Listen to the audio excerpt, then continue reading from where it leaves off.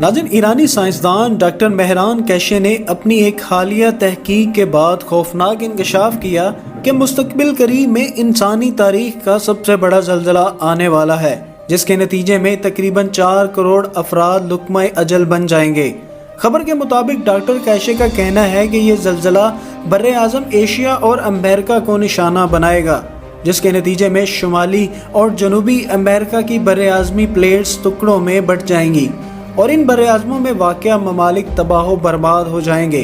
Doctor cache कहते हैं कि रेक्टर स्केल पर 6 और 8.3 शिद्दत के ज़ल्ज़ले महज एक इब्तदा होंगे और आने वाले मौसम ख़ज़ां से पहले सबसे बड़ा ज़ल्ज़ला आ सकता है, जो इस कदर तबाही करेगा कि इसे सबसे बड़ी तबाही करार दिया जा सकता है।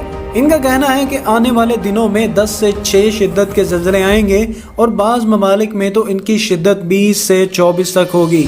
ये ज़ल्ज़ले ज़मीन की जनूबी निसफ़ कुर्रा को सफ़ाए हस्ती से मिटा सकते हैं। डॉक्टर कैशे का ये भी कहना है कि आने वाले महीनों में चीन और जापान सबसे पहले ज़ल्ज़ले का शिकार बनेंगे।